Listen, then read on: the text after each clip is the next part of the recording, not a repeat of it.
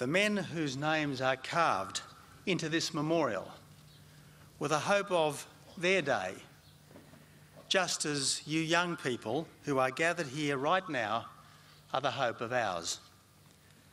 To us, they are Anzacs, but in their day, they were fathers, sons, parents, children, cousins and mates, just as you are now.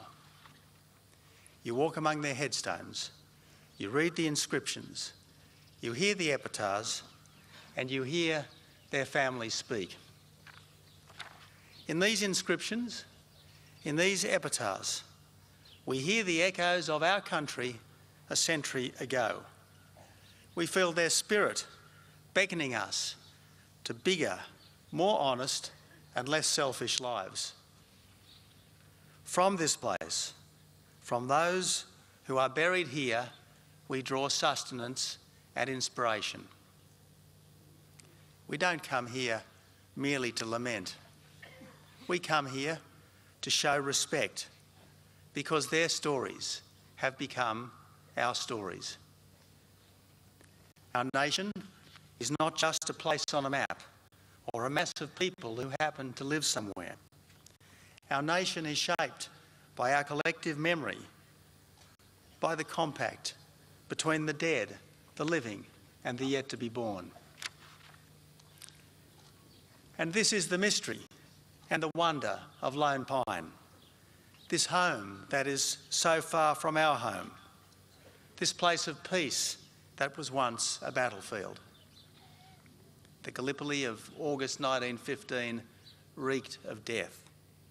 It was a place of disease and lice, of dysentery and flies, of headaches and fevers from dehydration, of frayed nerves from living under months of gunfire. Lone Pine was a battle of bayonets, handheld bombs and knives, and when there was nothing left to fight with, fists, knuckles, boots and teeth. Of all the bastards of places, this is the greatest bastard in the world, wrote a soldier who had lived the horror. Woe is to be found everywhere, wrote another. The Lone Pine attack was meant to be a distraction, while a larger operation took place elsewhere on this peninsula. Of itself, it had little strategic purpose.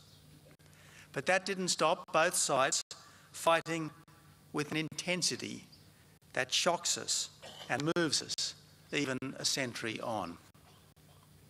In just 4 days, in August 1915, some 800 Australians lost their lives and 1,500 were wounded in and around the trenches that run across this cemetery.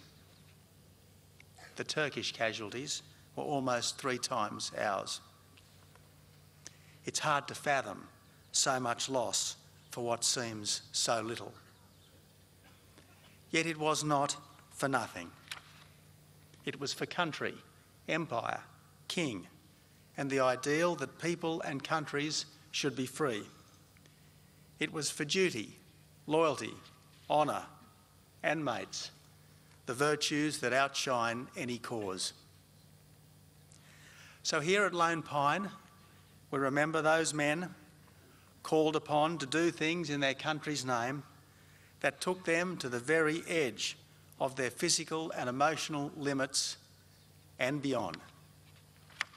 We remember them and how they somehow found strength in each other. We wonder at their selflessness. We wonder at their capacity to face death and not to falter.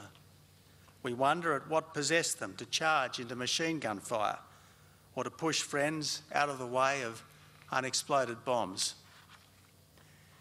And we remember everyone who served on this peninsula, Australians, New Zealanders, Britons, French, Indians, Canadians, and Turks too.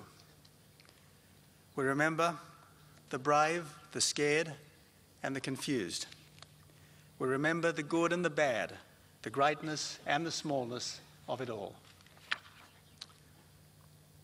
For when the battle is over, when the wounds have healed, And when the ground has cooled, great warriors can see their enemy's virtue. The care taken of this place reflects the foe that is now a friend. So today I salute a noble adversary, and I thank the Republic of Turkey for accepting our sons with theirs. On the headstones here, on the graves with no name, are etched the words, "Their glory shall not be blotted out." It is taken from the Scripture. Their seed shall remain forever. Their glory shall not be blotted out. A century on, we reaffirm this truth. Our nation has grown from their seed. Australia thrives and prospers, nourished by their example. Here at Lone Pine, the pact between the past and the present is renewed for the future, for all who seek to understand what it means to be Australian.